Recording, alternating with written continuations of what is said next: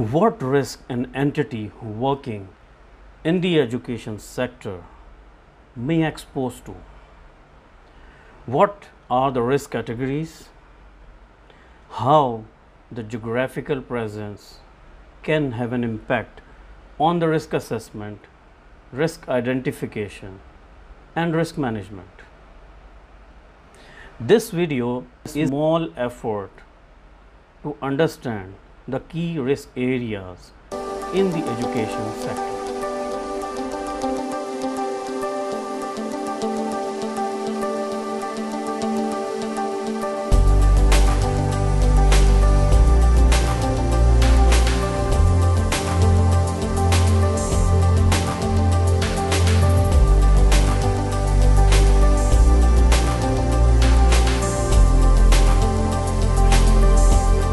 An entity may face or expose to many types of risks. It is important to understand whether you are working in the education sector or in any other sector, that you need to list down all those risks and you need to know what are the key risks which organization is exposed to. And the key risks are those who are having the highest impact and simultaneously the highest frequency. If some of the risks which are having highest impact but not having that frequency, that may come in the second category, but you need to understand both the things when you are defining your key risk areas. The risk can be categorized as strategic risk, which is directly linked with the decisions of the board of directors or the shareholders or the senior management, having an impact on the strategy and the direction on the key objectives of the business. It can be compliance or regulatory risk, or it can be financial risk, or it can be operational risk. So let's read the basic definitions of these key risk categories and understand first these categories. The strategic risk. How Wikipedia explain or define the strategic risk? The risk that failed business decisions may pose to a company. Strategic risk is often a major factor in determining a company's worth, particularly observable if the company experiences a sharp decline in a short period of time. It is also defined by the ACCA Global as essentially the strategic risks are the risk of failing to achieve the business objectives which arise from the fundamental decisions taken by the directors. Here we will understand some examples of the key risk areas within the education sector which should fall in the category of strategic risk. So, leadership and governance risk. This is a very important risk where the principal of an education entity, which can be a school or college or a university, his continuity, his long-term affiliation is always helpful, and once he leaves a gap, and it is very difficult to fill that gap.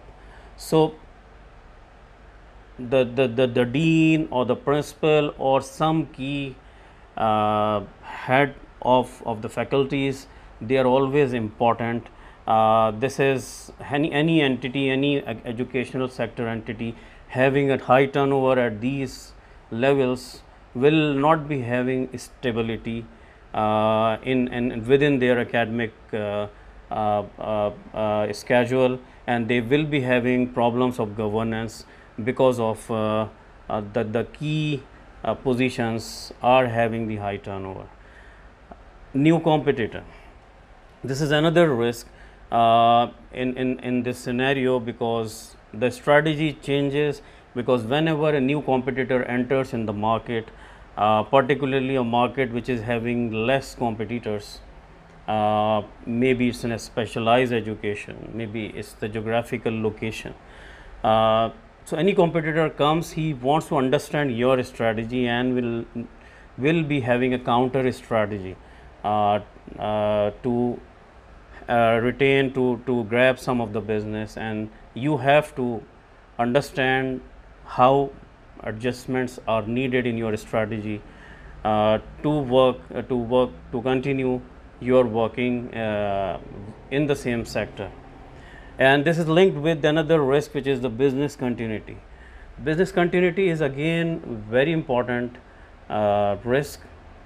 Every organization needs to keep understanding its ability to sustain on a long-term basis, and those can be covered by some sort of sustainability audits, sustainability reviews in all the segments of the organization, and understand where we are lacking. This also includes the review of their complaint management system, because your complaint management system or your whistleblowing hotline gives you a lot of feedback to understand how your business continuity risk you foresee in future by that feedback.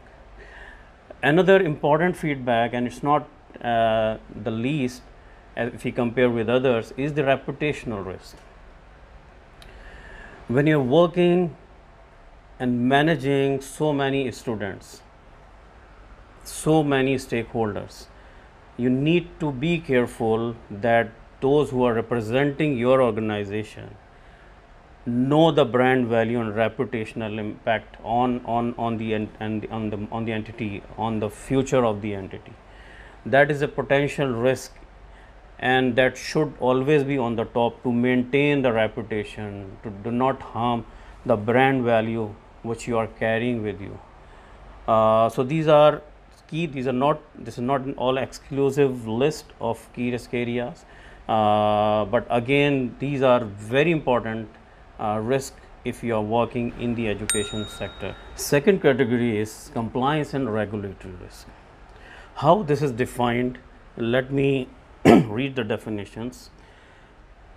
PwC defines the regulatory risk as the risk of having the license to operate withdrawn by a regulator, or having conditions applied retrospectively or prospectively that adversely impact the economic value of an enterprise. This is a very big risk. It's the risk of shutting the shop. So need to understand how we are carrying ourselves with the regulators, how compliant we are, how we are understanding the regulatory requirement and implementing a structure of compliance so that we are in the good books of the regulator. Deloitte explains specifically the compliance risk, which is the threat posed to a company's financial, organizational, or reputational standing, resulting from violations of laws, regulations, codes of conduct, or organizational standards of practice. So this can be an internal or external compliance relevant scenario, but on the whole, when we are talking about the regulatory risk, is more the external compliance, which is the regulator is one of the most important stakeholder for any educational organization who are actually connected with the relevant entity and getting a lot of data, understanding how the organization is performing. So this is again a very important category of the risk, and we will see now some of the examples of this risk. So some examples of compliance and regulatory risk can be the introduction of new rules, legislations, New pronouncements can come from government authorities.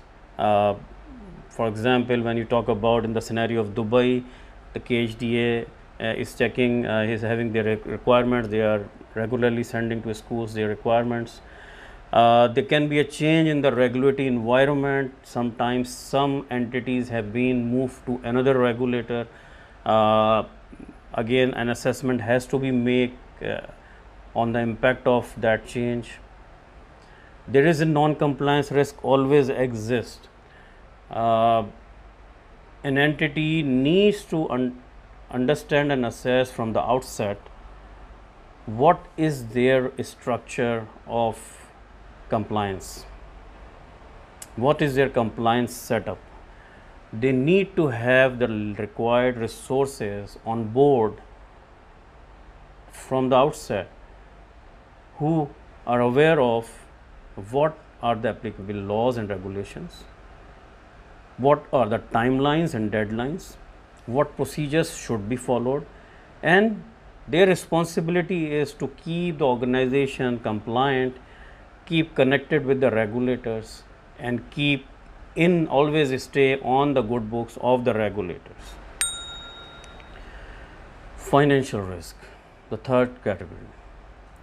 Wikipedia defines financial risk is any of the various types of risk associated with financing, including financial transactions that include company loans and risk of default. Often it is understood to include only downside risk, meaning the potential for financial loss and uncertainty about its extent.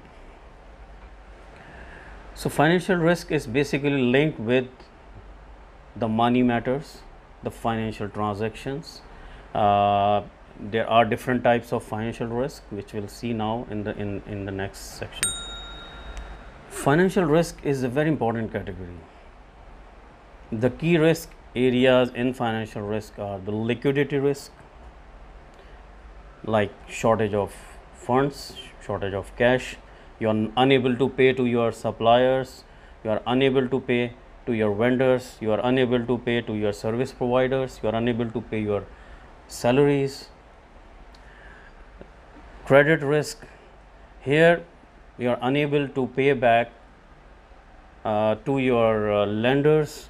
A lot of schools, they run and they take fundings from the banks on long-term basis, and this is how they are managing themselves. They need to know their ability to repay, the future cash revenue they are generating, and then they need to go for any type of financing. They need to keep their financing cost low as well, so that can expose to interest rate risk, and also the fund management related, like cash flow issues are always there if you are not managing cash flows properly. Normally this area is more associated that to the finance team, but here we need to understand that in an organizational scenario, the overall cash flows are not generated by the finance teams. They are actually depending upon how the revenue is being generated by the operations, and if there is a less revenue is generated based on what we have budgeted actually, then finance needs to find out some ways to manage cash somehow, but it is a teamwork. This is my viewpoint on the whole when we are talking about the fund management and cash management. So when this risk is there, it's the responsibility of not only one department but multiple departments who should address this as a team, and they need to discuss this in some management committee meetings and understand if this risk they are exposing themselves and this risk is growing further as per their frequent reviews. Fourth category is operational risk. As per Wikipedia, this is the risk of change in value caused by the fact that actual losses incurred for inadequate or failed internal processes, pupil or and systems, or from external events differ from the expected losses. We will discuss some of the examples of operational risk in the education sector. These can be academic risk, can be system interruption, particularly now in the scenario of COVID, online education is on prime. Pricing risk, HR risk, again this is the high turnover. It can be an impact of how HR is providing their different support to the students. We'll come to that in other risk as well.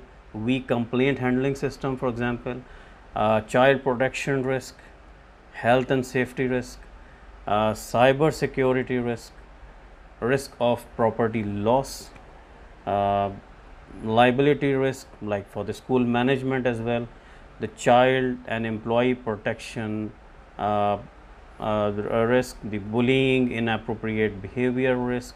These are all which, and there can be some more linked with the education sector. When we talk about the academic risk, like these are like may refer to the performance of the students, the results, the low performance or grades. It can relate to the absenteeism as well, and the grade retention and special education placement. So they can be, it's a wider term, the academic risk, and some may classify it as part of the strategic risk as well as the operational risk. So it depends on how we are pursuing this type of risk.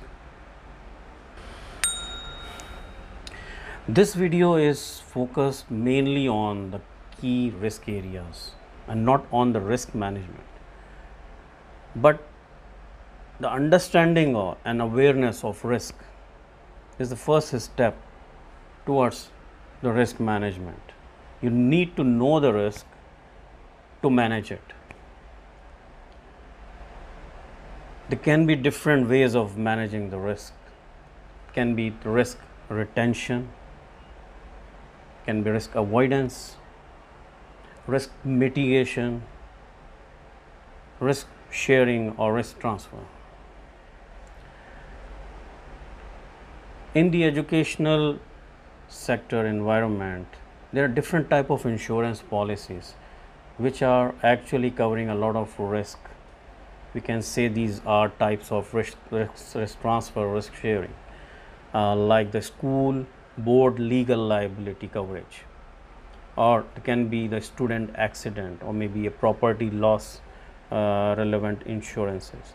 Can be kidnap and ransom, because if your geographical location is having this scenario and the risk of kidnap, then you need to cover that. For your staff, you need to have workman compensation insurances. You need to have data privacy coverages. You may consider suspension and expulsion coverage. There can be many other types of like indemnity, liability coverages, professional indemnity and liability coverage. So you need to understand what risk you are more exposed to, and in the similar way you can go for what type of risk management method you need to use. Again, I will repeat myself that this video is more about the key risk areas. Risk management is a whole bigger scenario of addressing all these, like different techniques, different tools, different way of thinking on how risk can be managed, how risk impact of risk can be mitigated, how it can be avoided. So that is a different scenario, and we are not going to discuss the risk management part in detail. To sum up, this is my first video on the KRAs series, because my plan is to keep presenting the key risk areas in different sectors. Then we might go for further details on these key risk areas and maybe we'll go in the next phase on the risk management of these key risk areas. Also, please consider that your KRAs are you need to consider as per your geographical presence. So schools and colleges, for example, having existence in the USA, might also consider the risk of shooting and how to eliminate that risk, because that is a very big risk. Mitigation will not help, they need to eliminate, and how the trainings should be provided for the security of the students, to the teachers, to the security personnel.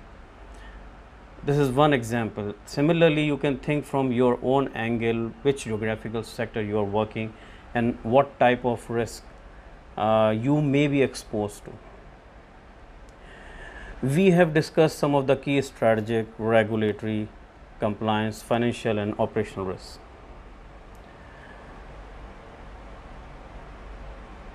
And hopefully this video might have helped you in understanding this area. But I'm open for a critical review and comments to understand if you can come back with your feedback so I can improve myself, learn more from your advice, and can come up with the better key risk areas, with the better scenario study on these areas, and with a better quality of videos. So please do like and share my video, and please subscribe my channel so you'll keep learning different types of educational related topics, and I will be covering different variety of topics in future, and I need your support to move forward.